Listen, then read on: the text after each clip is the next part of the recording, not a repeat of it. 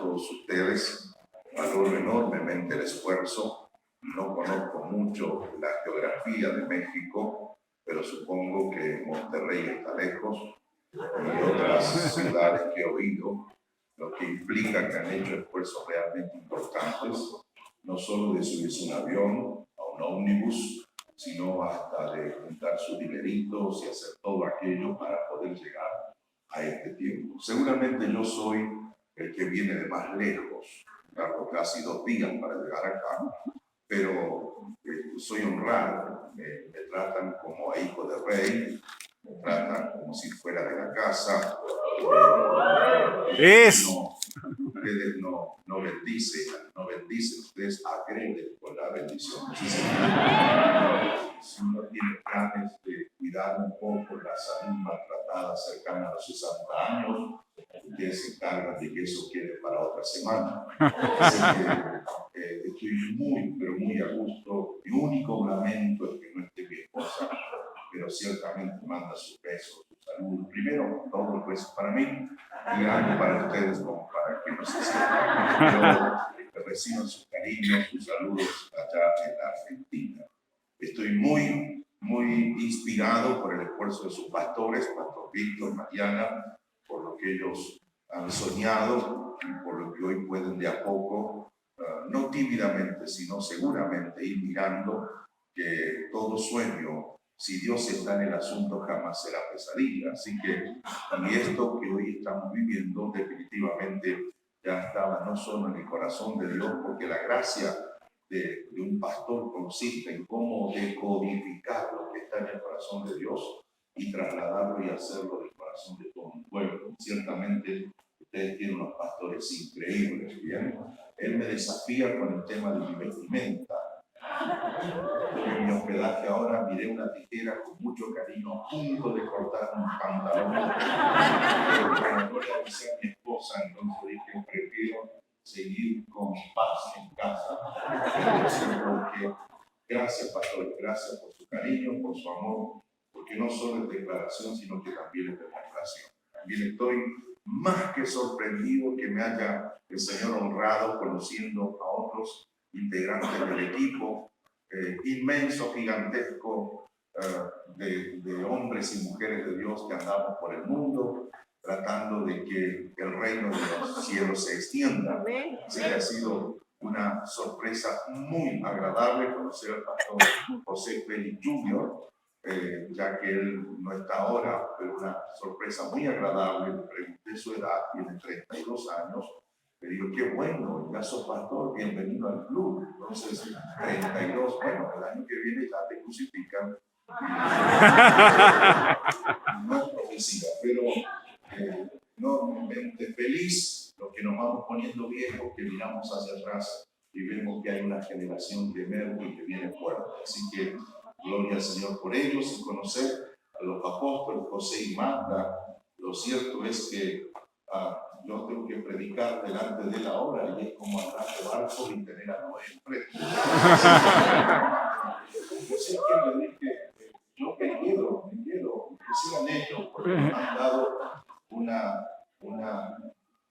yo celebro mucho cuando hay alguien que logra encontrar un contenido, pero que lo hace apetecible a todo público.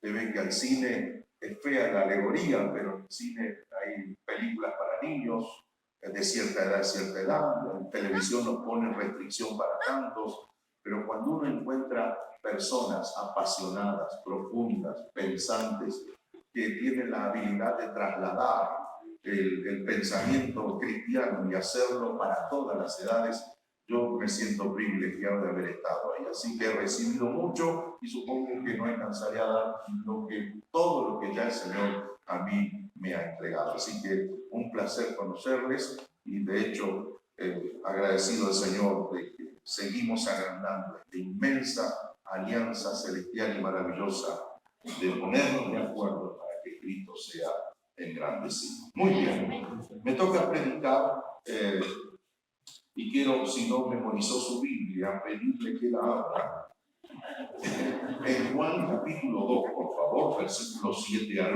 11. Evangelio según Juan, capítulo 2, versículos versículos 7 hasta el versículo 11. Yo voy a tomar por lo menos unos 45 minutos para una reflexión, algunas consideraciones acerca de algo que me parece muy pertinente para estos días. Todos que están escuchando por allá, todos reciban bien. El texto dice en Juan capítulo 2, versículos 7 al 11. Jesús les dijo: llenad estas tinajas de agua. Y las llenaron hasta arriba. Entonces les dijo: sacad ahora y llevadlo al maestresala. Y se lo llevaron. Cuando el maestresala probó el agua hecha vino, sin saber él de dónde era, aunque sí lo sabían los sirvientes que habían sacado el agua, llamó al esposo y dijo: todo hombre sirve primero el buen vino, y cuando ya han bebido mucho, entonces ofrece el inferior, mas tú has reservado el buen vino hasta ahora. Este principio de señales, versículo 11, este principio de señales hizo Jesús en Caná de Galilea y manifestó su gloria, y sus discípulos entonces creyeron en él. Y sus discípulos creyeron en él. Tengo para compartirles una palabra a la que di por título: un milagro, principio de señales. Un milagro, principio de señales. Definitivamente la Biblia es el libro de los libros, pero terminará siendo un simple libro si yo no respeto dos o tres cosas que son fundamentales en cualquier mensaje que está escrito. Una de esas reglas dice más o menos de esta forma: un texto debe ser leído en su contexto para que entonces no haya un pretexto. O sea, yo no solo quiero leer que Cristo hizo un milagro, quiero seguir leyendo en su contexto ampliado, y me llama la atención que dice: este es el principio de señales que Cristo hizo. Las hizo en unas bodas, en un casamiento en Caná de Galilea, y dice algo más: manifestó su gloria, y cierra el autor sagrado diciendo: entonces conocieron a Cristo sus discípulos. Interesante que uno pueda andar con alguien y no conocerlo, pero me llama la atención que el texto diga esto. Ahora, si yo leo esto rápidamente, es posible que me quede con lo espectacular del milagro, y si hago una interpretación light, rápida, urgente, apresurada, buscaré tener mucha agua y orar para que el Señor transforme las aguas de mi casa en vino. A menos si mi hija se casara, entonces no tendría que comprar vino, con una oración estaría suficiente. Ahora, y algo segundo que aprendí es que para que la Biblia no sea un simple libro, yo tengo que, y me inventé una didáctica para mí mismo. Si yo me pusiera la mano que de alguna manera me prohíbe ver algo más, yo tengo que hacer el esfuerzo de mirar por encima de ella para ver qué es lo que hay de atrás. De hecho, cuando yo pongo esto en práctica con el texto bíblico, me lleva a descubrimientos, por lo menos para mí, increíbles. Y como soy argentino y mi humildad está en tratamiento como dicen ustedes, me he hecho porras a mí mismo. Me digo: muy bien, Omar, lo que descubriste. No sé si otro lo hará, pero a mí me hace bien. Y cuando llegué a este texto, lo leí en su contexto. Hay que leer el capítulo 1 también, el verbo, Juan el Bautista, los primeros 4 discípulos, nadie conoce a Cristo, no se ha presentado en sociedad todavía, el bautismo. ¡Qué cosa loca! Una paloma que baja y se posa en el hombro, y dicen que por esa paloma se interpreta que el Espíritu Santo reposa sobre él. Maravilloso. Pero desde el punto de vista del lector está bueno, pero desde el punto de vista de la creencia es un desafío creer, porque miren que se me han parado palomas a mí. Y de ahí sale un dicho argentino que dice que a veces pierdo, se espanta la paloma y me agarran los caranchos, es decir, cuando comienzo a actuar fuera de lo que es el orden del Espíritu Santo. Entonces me encuentro con eso y me llama la atención, y dije: voy a ir por encima de mis límites y voy a ver qué más hay detrás de estas expresiones. Por eso el título de esta palabra, sermón, tortura, conferencia, administración, impartición, como usted la quiera llamar, es esto: milagro, principio de señales. Permítanme, a modo entonces de introducción, ahora señalar 3 o 4 cosas. Y estoy feliz porque la propuesta del Congreso es precisamente River. A mí no me sale River, me sale River, pero como no está el Junior, River. Diga River. Cuando consulto al pastor, el pastor me plantea que hay dos textos bíblicos que son textos matrices para justificar esto. Uno está allí en Ezequiel 47 y el otro está por allá bien lejos en Apocalipsis 22. Entonces, hago una lectura tipo cuadro comparativo. Lo pongo a Ezequiel acá profetizando y al autor, a Juan, en Apocalipsis, último libro de la Biblia. Y es interesante los patrones que se cruzan. Pero no aburrirle con esto, pero los patrones que se cruzan. Hay un montón de años entre uno y otro. Y descubro lo siguiente, por ejemplo, tremendo descubrimiento el mío, me aplaude después. Tanto en Ezequiel como en Apocalipsis hay un río.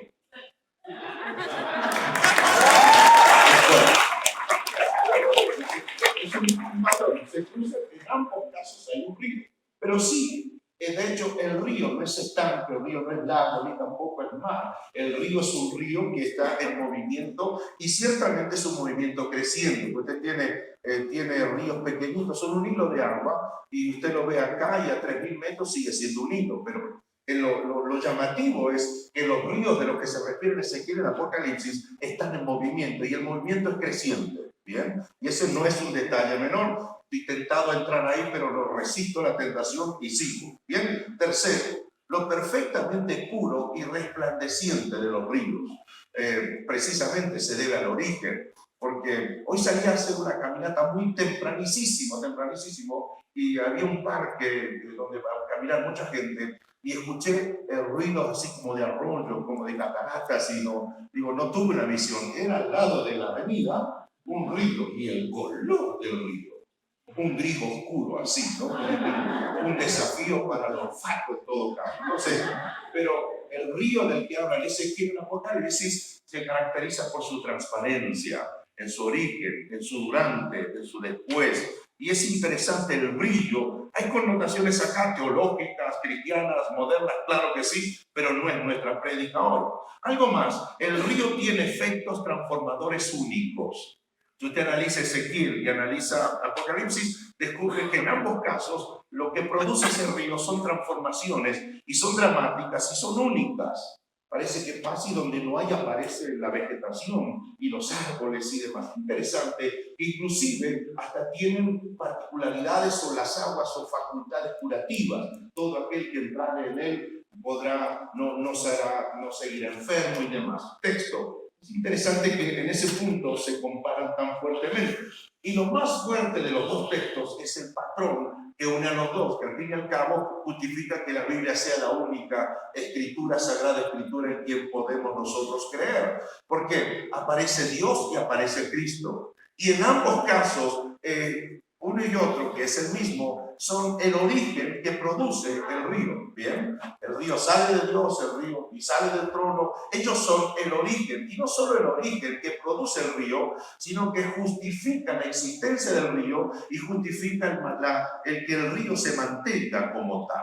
Entonces, cuando me encuentro con eso, descubro una primera acepción cristiana, doctrinal, teológica, de creencia, como usted lo quiera designar, y es esta: definitivamente el Antiguo y el Nuevo Testamento se unen para afirmar un principio, y ese principio es: Cristo es el único garante para que todo lo que usted y yo vamos a hacer en su nombre lo hagamos efectivamente. Bien, Cristo es el único garante. Ahora, es simplemente imposible, es simplemente inviable decir cristiano y que Cristo no esté en el asunto. Por eso, cuando nos damos cuenta que eso sucede, descubrimos que hay naciones enteras que se dicen cristianas, pero solo profesan la religión cristiana. Son estricta y tradicionalmente religiosas, pero no son sustancialmente cristianas. ¿Por qué? Porque es Cristo, no el Papa. Es Cristo, no un presidente. Es Cristo, no un pastor. Es Cristo, no una autoridad religiosa. Es Cristo el único que puede garantizar que lo que Él promete que vamos a lograr, lo podremos lograr. De hecho, si yo no entiendo eso, tengo un problema con mi creencia. No estoy endemoniado, tranquilo. Dígale que está al lado, tranquilo. Tengo un problema con mis creencias. Sigo en tiempos de introducción. Estoy convencido que si esto es así, si Cristo es el garante que nos va a permitir que usted y yo alcancemos lo que Él dice que podemos alcanzar, llámese ministerio, reino, evangelización, empresa, todo lo que hemos oído hasta estas horas, estoy convencido, entonces necesitamos, debemos conocer a Jesucristo entonces. Necesitamos conocer a Jesucristo. La pequeña sospecha que tuve cuando a partir del milagro recién los que estaban con Él, por lo menos eran 4, lo conocieron. Es decir, cuando yo digo que profeso algo, pero no conozco lo que profeso, no estoy profesando ninguna cosa. Es imposible decir que yo soy, pero no conocer aquello que yo doy como testimonio que yo soy. Qué sé yo, de hecho, este es un problema en nuestra sociedad, en nuestros días. Es una sociedad que tiene problemas y nos han hablado mucho los pastores acerca de identidad. No sé si han oído hablar algún testimonio parecido a este. Por ejemplo, sí, yo me llamo Juan, pero la verdad es que no sé quién soy. O sea, sabe cómo se llama, pero no sabe quién es. De hecho, este conflicto de identidades, más, la expresión identidad es latina, del identitas, que significa la suma de características que hacen que una cosa sea una cosa, por lo tanto no sea otra cosa. Estoy tremendo con mi diccionario, ¿no? ¿Qué sé yo? Tiene cabeza, tiene pelo, 4 patas, tiene cola. Puede ser un gato, puede ser un perro, puede ser un león. La identidad, el conjunto de características hacen de que ese animal que tiene una melena y hace así y me ve a mí, ve una ceja, ese es un león. Entonces, cuando hablo de identidad y hablamos de identidad, necesitamos nosotros precisamente hacer un viaje responsable para conocer mejor quién es Jesucristo, porque damas y caballeros, tiene razón Pablo cuando plantea a los corintios y dice que el que está en Cristo, nueva criatura es. En vano seré nueva criatura si no estoy en Cristo. Yo no puedo estar en un lugar y no sé dónde estoy. Entonces, en virtud de esto, necesitamos conocer a Cristo. Y se me ocurrió orando, pensé que los milagros constituyen una buena forma, didáctica, por cierto, de poder conocerlo a Él un poco mejor.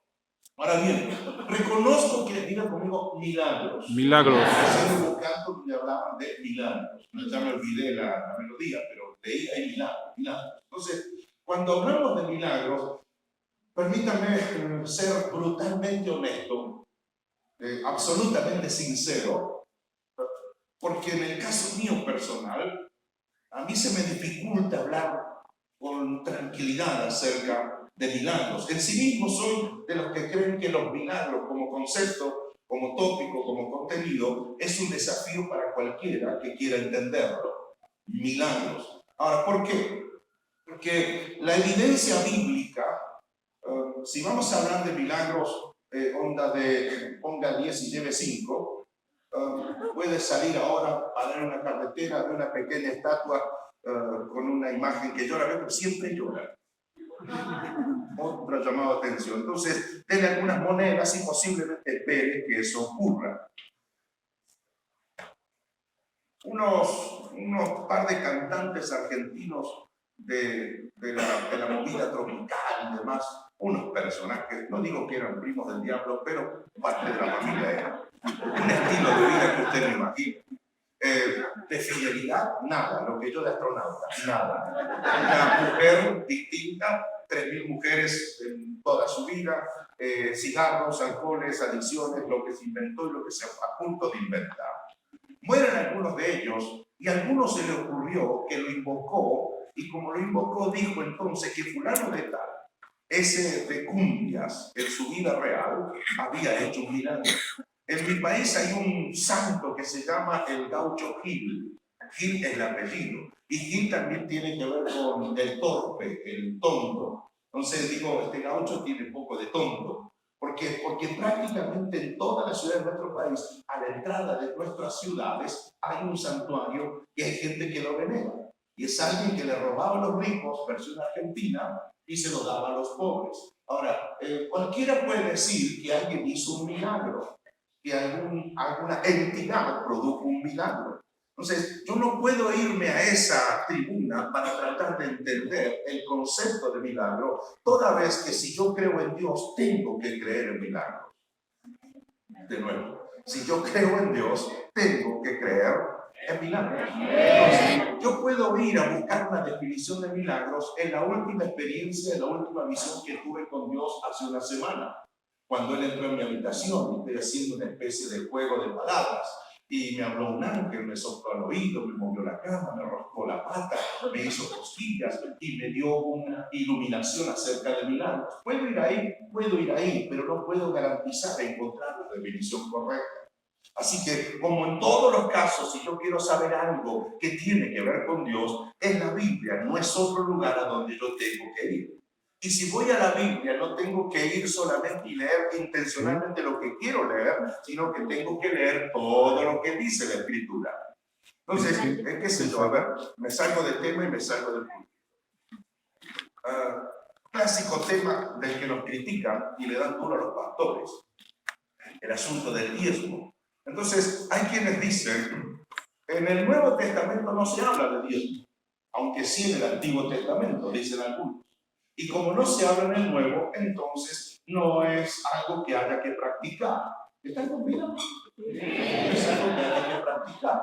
Entonces, cuando algunos plantean eso, ¿qué es lo que tienen de fondo? Es que no quieren diezmar.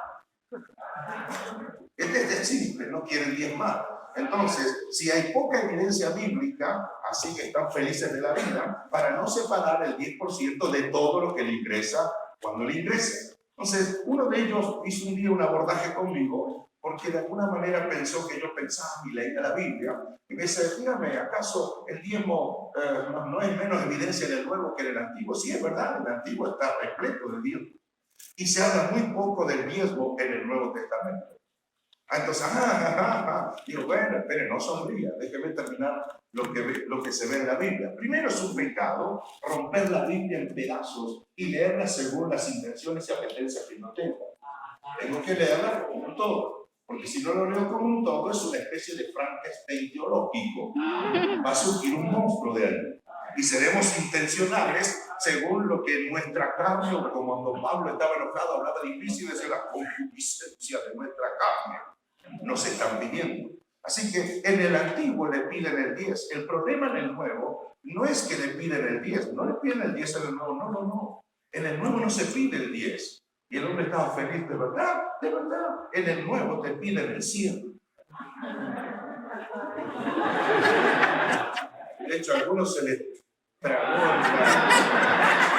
Perdón, pero si no hay ningún versículo de la Biblia del Nuevo que diga el 100% me lo dará. No hay ninguno. Porque la cosmovisión bíblica, desde su revelación progresiva, lo que nos muestra es que de lo menor vamos a la mayor. ¿Qué es lo ideal? Lo ideal no es dar el 10. Lo ideal es dar el 100, porque Cristo no quiere tener relaciones de fin de semana con nosotros. Él quiere tener una relación permanente con nosotros. Amén. Digan a su esposa, ahora cuando se vayan, así no vemos el asesinato que se va a cometer. Digan a su esposa en su casa, mi amor, usted tiene mi bolsillo, pero no tiene mi corazón. Dígale, tienes mi corazón, pero no tienes mis pensamientos. Se arma una batalla campal en su casa, porque es inadmisible que el otro no sea totalmente mío o totalmente mía. Entonces, esto es lo que ocurre. ¿Y la enseñanza cuál es? Y vuelvo al sermón otra vez. Si yo no soy capaz de dar el 10, difícilmente entregue el 100. Entonces, cuando yo, viendo la perspectiva global, no solo de la Escritura, sino de lo que es mi vida, en relación con Dios y de aquí hacia adelante, me convierto en el típico cristiano que calcula lo que da, que elige, porque tiene una habilidad increíble, maneja los dedos y sabe cuál es del 200, cuál es del 100 y cuál es la moneda de 2 pesos. Y sabe que no se equivoca. Entonces elige los cultos a los que va a venir. Después elige, dice, ¿quién predica hoy? Entonces va. Entonces, de hecho, y en virtud de eso nosotros somos la esperanza del Señor, calificamos para el Señor para transformar esta sociedad. Entonces, en este sentido, y vuelvo sobre el texto, propia de nuestra costumbre latinoamericana, es una costumbre de amar y reclamar el beneficio sin intenciones de conocer al que da el beneficio. De nuevo, costumbre porque no conozco muchas culturas por otro lado, pero la latinoamericana la conozco y bien. Y es típica costumbre nuestra reclamar un beneficio, reclamar que me den. Y el único interés que tengo es que me lo den. Y si no me lo dan, hago un reclamo. De hecho, no tengo interés en conocer al dueño de la mano que se tiende para darnos beneficios. Entonces, le pido a Dios, esto es muy latinoamericano, no mexicano. Entonces, si va a Argentina, se va a encontrar conmigo. Entonces, si yo tengo una necesidad, la que sea, se la pido al gobierno. Si no me la da, le hago un paro, le hago un reclamo. Y no lo voto el próximo cuartenio, sextenio, como se llame. Si es a Dios, le pido a Dios. Y si Dios Padre no me contesta, se lo pido a Dios Hijo. Y si Dios Hijo no contesta, se lo pido al Espíritu. Y si ninguno de los tres me contesta porque está ocupado con los coreanos, entonces se lo pido a la mamá del hijo. Porque la mamá del hijo está en todas partes, ¿no la visto? Está en todas partes. Y si ella no me da lo que le pido, se lo pido a todos los santos beatificados, y a los no beatificados, y a los a puntos de beatificar. Sin importarme quiénes son, lo que me importa es que me den. Entonces, cuando a mí solo me importa que me den, y eso aplica a la iglesia, tenemos un gigantesco jardín de infantes. Ándale. Ellos reclaman, ellos piden, y si no le dan, ¿saben cuál es la más grave de sus reacciones? Se cambian de iglesia. De hecho, hay un inmenso tráfico de ovejas allá afuera, y la gran mayoría de 10, 9 no le dieron lo que piden. Entonces, en virtud de esto, nuestra costumbre típicamente latinoamericana, que hace que no querramos conocer al que da el beneficio, aunque es necesario el beneficio, terminamos nosotros como evangélicos, iglesia evangélica, produciendo una cierta lista de requisitos para que los milagros en todo caso se produzcan. De hecho, producimos una especie de requisito para que los milagros se produzcan. Esto es mucho del neologismo evangélico latinoamericano, es muy común. Esto de, por ejemplo, para que haya milagros debe haber fe. ¿Cuántos dicen amén? Amén.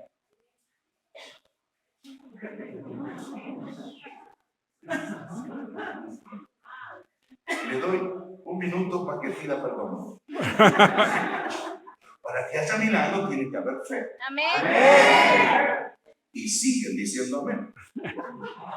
Si usted va a la Biblia, descubre el caso donde no solo que no hubo fe, sino que también el milagro se produjo. Para que haya milagro, decimos dentro de nuestras costumbres muy internas de 4 paredes, decimos, tiene que haber una atmósfera creada para milagros. ¿Cuántos dicen Amén. amén?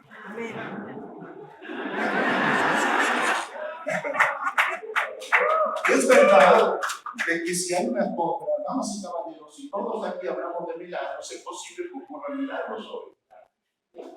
Pero es una atmósfera preparada, no con mala intención, sino preparada con la simple intención de que eso se produzca.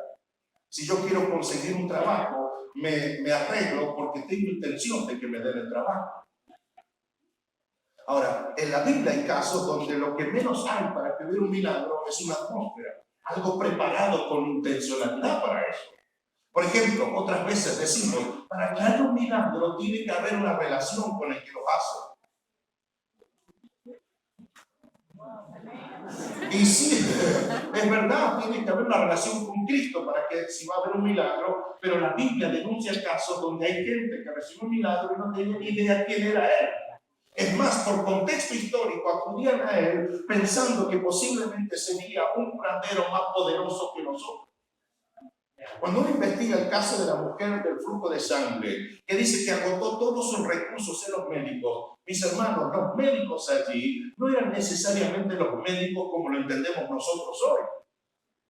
Es decir, todo un sistema que hoy acusaríamos de curandería y hechicería, ciertamente hecho mal a esta mujer. Entonces, en virtud de esto, es posible que necesitemos fe, pero también es posible que no haya fe y haya un milagro. Entonces, de hecho, seguimos diciendo, tienen que darse ciertas condiciones para que los milagros se produzcan. Y de pronto leo la Biblia y no hay ninguna lista de condiciones para que ciertos milagros se produzcan. De hecho, nuestra mala costumbre religiosa y religiosidante Esta cosa de religiosizar a todo el mundo. Inventó una palabra y la Real Academia me va a hacer la demanda. Esta necesidad de encuadrar todo. Todos nosotros somos así. Aún los más espirituales que están acá. Todos somos de sectorizar, de encasillar, de encuadrar. Alguien me preguntó un día, pastor, ¿usted de qué denominación es? Yo digo, ¿qué necesidad de saber por mi pecado? Hasta que logró el hombre sacar, y yo le digo, pertenezco al movimiento tal en mi país. Y él dijo, sí, y abrió los ojos así, como dos huevos fritos recién terminados, de verdad. Y acto seguido me dice, ¿renovado o conservador? Liberal, bueno, soy un poco liberal, aunque conservo otras cosas. Y él me dice, imposible. O es o no es, porque si no es del medio, entonces es tibio, si no, y Dios vomita los tibios de su boca. O sea, me pregunta de dónde soy y termino vomitando en la boca. ¿Y eso por qué lo hace? Porque todos nosotros tendemos a encasillar a la gente. Ve a un muchacho caminar por la calle con un gorro así, con las manos acá y mirando para abajo, y usted se va a alejar. Lo primero que va a pensar es que posiblemente la quiera asaltar. Levanta la cara y la Leo Messi. O sea, así somos. Entonces, un señor de corbata, un señor preparado, un señor qué sé yo, y enseguida lo coloca en cierto estatus social. Ahora, tenemos esa tendencia nosotros, y lo que quiero hacer esta tarde, por los minutos que me quedan, es hablar de un aspecto de esos matices bíblicos del milagro. Todos abran sus brazos. Dale, abrimos también ahí. Abre sus brazos. Y ahora, ciérrenlos así y quédense ahí. ¿Qué estoy haciendo con ustedes? La Biblia tiene todo esto para decir de los milagros. Condiciones, sin condiciones, con fe, sin fe. Tantas cosas para hablar de milagros. Milagros físicos, milagros espirituales, milagros de conversión, milagros mentales. Pero yo quiero referirme a un solo aspecto ahora. Bien, para que no me vaya a juzgar después de la prédica. Entonces, quiero solo analizar un aspecto, un matiz del inmenso asunto general que implica hablar de milagros en la Biblia. Son tan obedientes. Hay cuatro, y háganse cuatro. Hay cuatro cosas en este matiz típico y tradicional que he oído y que hasta muchas veces yo he ofrecido en cuanto a que otro pueda recibir un milagro. Primer punto en este matiz, típicamente evangélico. Número uno, hay una necesidad de milagro. Siempre hay una necesidad. Nadie come a menos que sea gula, pero todos comemos por necesidad. Cuando usted desayunó en la mañana a la mexicana, porque ustedes comen, y a la 1 de la tarde dice tiene hambre, es incorrecto. Lo que usted tiene es buen apetito. Porque para que haya hambre, no debieras haber ingerido por lo menos sólido, mínimo 40 días. Para descubrir que al día 45 se te inflama el vientre, no de gordo, sino de inanición. ¿Está? Entonces, cuando hay una necesidad de milagro, hay algo que es sagrado, es una necesidad. ¿Están aquí? Todos los que están aquí, todos los que estamos aquí y los que no están aquí necesitan un milagro. Después sectorizamos: familia, hijo rebelde, esposo infiel, alcohólico, drogas, trabajo, falta de trabajo, demasiado trabajo. Bien, cambio de auto, cambiar bicicleta por motoneta, cambiar la casa, dejar de alquilar. En fin, todos necesitamos un milagro. Y cuando hay necesidad de milagro, hay una impresión, hay un power dentro mío que me empuja a satisfacer la necesidad. Por ejemplo, y lo voy a condimentar con mi propio testimonio. Yo tengo 4 operaciones en mis ojos, 2 en cada ojo. Alrededor de los 12, 13 años enloqueció mi conjuntiva y apareció lo que médicamente se llama pterigium, P de pelo, pterigium, que es un degeneramiento de la conjuntiva. Crece de tal modo que se formaba un cordón de grasa en mis lagrimales. Yo, en bruto, digo, de adentro venía un cordón de grasa rojo. Y creció de tal forma que eso me generó problemas de complejos y cosas por el estilo y estima. Yo tenía una necesidad de ¿qué? De ser sanado de mis ojos. ¿Están aquí? Y como tenía la necesidad, busqué de qué manera podía obtener mi sanidad. Primer punto, necesidad de milagros. Ahí estamos todos. Segundo punto, promesa de un milagro. Cuando aparece alguien y me promete que si yo voy, me vuelvo a casa con mi milagro. ¿Cuántos saben de esto? Es que está difícil hablar de esto, porque alguien puede decir que puedo hacer como desinflar tu deseo y tu necesidad de un milagro. Pero no es eso. Quiero tratar de ayudar a que podamos ver el espectro en toda su grandeza. Entonces, en virtud de esto, yo tengo una necesidad de sanidad en mis ojos. Y siempre que hay una necesidad, aparecerá el que ofrece satisfacerla. Señoras y señores, esto es así siempre. En el barrio, en la ciudad, en tu trabajo, en las comidas, en política, siempre que se detecta una necesidad, es un principio empresarial. Una empresa que tiene éxito es una empresa que satisface las necesidades de su cliente. Entonces, cuando tengo necesidad, lo busco, satisfacerla. Y aparece, número 2, alguien que me ofrece que me dará el milagro. Y en algunas iglesias suena así: venga, hay un milagro esperando por ti. En esa invitación llegó un grupo, un ministerio de milagros a mi ciudad. Yo tendría 13 o 14 años. Iban a estar en el círculo italiano. Y cuando comienzan los servicios y demás, yo le digo a mi primo, a Joel, mi primo, tiene nombre de profeta, así que yo tenía el milagro seguro. Entonces le digo a Joel, vamos a la cruzada de la campaña, y dijo, vengan todos los que tienen sea un milagro físico, ojos, lo que sea. Y yo caí en los ojos, dije yo. Entonces paso y dijo así, porque hoy usted se va a casa con sus ojos sanos. Yo no me quedé sentado, yo vine corriendo hacia adelante. Y mucho más todavía cuando había unos meses atrás, una tía mía me dijo, ¿sabe qué? Su tío, por su esposo, tiene el mismo problema él en sus ojos que usted, sobrino querido. Ajá. ¿Y qué hizo el tío? El tío se está sano. ¿Y qué hizo el tío? Se puso una gotita de limón en cada ojo. Eso hizo el tío. Ajá. Bueno, si quieres yo le pongo, mijito, me dijo. No, entonces como que el diablo me iba a atacar. Digo, no, entonces, y cuando quedo solo, busqué un limón y lo miré enamoradamente con cariño al limón. Lo corté por la mitad, corté una rodaja de modo que pudiera apretar, y aunque usted se ría, yo me puse una gota de limón en mi ojo. No es médico, no es profesional, es un milagro lo que usted sea, pero tengo una necesidad. Nunca subestime la necesidad de una persona, porque usted no sabe lo que es la noche de esa persona, la mañana, la tarde, el día, la vida de esa persona. Esta mañana en mi caminata, bien temprano, hay un señor ciego, y cuando se para en la esquina, yo me quedo detrás y digo, ¿qué va a hacer? Porque posiblemente fue entrenado para cruzar. Y se quedó esperando. Yo me acerco y le digo, ¿le ayudo a cruzar? Y el hombre me responde, si me da su auxilio, por favor. Entonces le extendí mi brazo y le ayudé a cruzar. Lo dejé del otro lado. Y cuando lo dejo en otro lado, agradecí por mis ojos.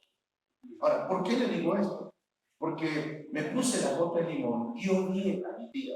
Pensé, pedí perdón, ya me saqué los demonios, ya estoy bien yo, pero de hecho, no alcancé a ponérmelo en el otro ojo. Me ofreció la posibilidad de mi sanidad y yo hice lo que me dijo. Pasé adelante al altar, bajó el predicador que hacía los milagros, puso su mano, me ungió, hizo todo un acto de fe para mí. Yo estaba creyendo que me iría con mis ojos sanos. Luego me sopló, un soplo un poco húmedo. Y luego me miró y me dijo, mírame. Lo miré y me dijo, estás sano. Y cuando me dijo, estás sano, esa es la alegría que tiene un enfermo que le diga que está sano. Así que me voy con el joven para la casa.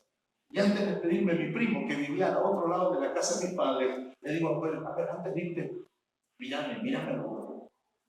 Y yo, ¿qué te pasa? No, hombre, tranquilo, mírame. Digo, quiero ver si estoy sano. Y él me mira, y buen primo el hombre, no quiso amargarme la noche. Digo, se ve bien. Así que, pastora, me fui rápido y me metí a la cama y dormí. Y me levanté temprano en la otra mañana. Entonces, el miedo que yo tenía de pararme en el baño frente al espejo, ni mis padres sabían lo que yo había hecho. Porque yo quería que al ver en el espejo la imagen que se me devolviera, fueran mis ojos sanos. Y seguían al otro día rojo, como tomate. Eso fue hace los 13 años de mi vida. Cumplí por primera vez 59 años de vida.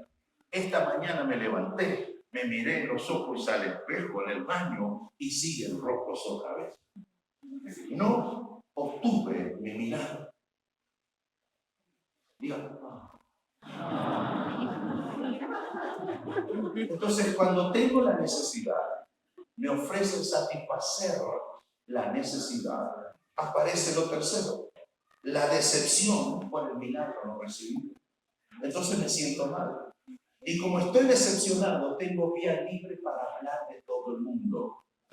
Entonces, pregúntenle a un varón, una dama, que le fue mal en el matrimonio, si no arregla las cosas con su propia estima, va a pasar la nueva posibilidad de enamorarse por el filtro de su fracaso. Entonces, cuando uno no recibe lo que le promete, se decepciona. Y no hay peor cosa que una decepción por un milagro no recibido. Entonces, número 4, aparece la culpa. Y es la culpa por no haber tenido por no haber tenido algo necesario para el milagro. ¿Y cuál es esa? De hecho, cuando alguien me vio y le conté el testimonio, me dijo, ciertamente no tuviste toda la fe que había que haber tenido. Entonces, número 4, la culpa. Resulta ser que el enfermo está necesitado, le prometen el milagro, no lo recibe y encima es culpable de no haber tenido fe. Entonces, la pregunta que yo me hago, ¿puede usted decirle que no tiene fe a una persona que está en silla de ruedas hace 20 años y quiere su sanidad? ¿A alguien que no tiene hijos y quiere tener su bebé? De hecho, por eso producimos ciertos bosquejos para tratar de caminar el camino de los milagros. Y me empecé a dar cuenta entonces que el resultado es uno solo. El resultado es cuando alguien tiene necesidad, cuando le prometen, cuando se decepciona porque no lo tiene y porque se siente culpable o lo culpan de no haber tenido la fe suficiente. El resultado es la persona se pierde lo mejor. Y lo mejor es tener una relación transformadora con Jesucristo por no haber obtenido su milagro. Es decir, si yo voy a Cristo por el milagro y no me lo da, me decepciono, lo culpo y digo es un negocio, es una mentira, lo que yo me pierdo es tener una relación con el Jesucristo de la historia. Me pierdo tener una relación con el Cristo de la Biblia. Entonces, hubieron sucesos importantísimos en esos 3 días que relata Juan del capítulo 1 y del capítulo 2. Y aparece ahora Cristo todavía sin presentarse en sociedad. Y el texto en el capítulo que leemos comienza en el versículo 1. Ahora apuro un poco la revelación. Dice, al tercer día se hicieron unas bodas en Caná de Galilea y allí estaba la madre de Jesús. Muy cómico lo que voy a leer ahora. Estaba la mamá de Jesús. ¿Qué hacía la mamá ahí? No sé. Algunos pensadores dicen que posiblemente los que se casaban eran parientes de María, José, Jesús y todos ellos. Entonces ellos estaban en la boda. Diga boda. Boda. Un casamiento como los nuestros. Un hombre y una mujer estaban contrayendo matrimonio y estaban haciendo una fiesta. Y ahí estaba la mamá de Jesús. Versículo 2 de mi Biblia dice, y fueron también invitados a la boda Jesús y sus discípulos. Invitaron a la mamá y dijeron, trae a tu hijo. Al que vive en tu casa, trae que venga. Y se vino Jesús y se vino con los primeros discípulos que se había ganado hace unos días atrás. Versículo 3. Y faltando el vino, aparece la mamá. Falta el vino, la madre de Jesús cuando nota que falta el vino, le dice a Jesús, no tienen vino. A ver, somos muy, no sé cómo, romántico, idealista para leer la Biblia. Pero si esta es una boda y hay una mamá y está mi mamá ahí, esta mamá hizo lo que hacen todas las mamás que están acá. Porque la mamá conocía al hijo, el nene que tenía ahí de unos 30 años, que era Jesús. Ella sabía, porque ella tuvo algo, ella fue a visitar a la parienta, se chocaron los niños, ella ya sabía qué es lo que había dentro de ella. Ya nació, ya está grande, ya hace 30 años que vive en la carpintería. ¿Están aquí? Entonces, cuando está María ahí hablando con las chicas, alguien dice, qué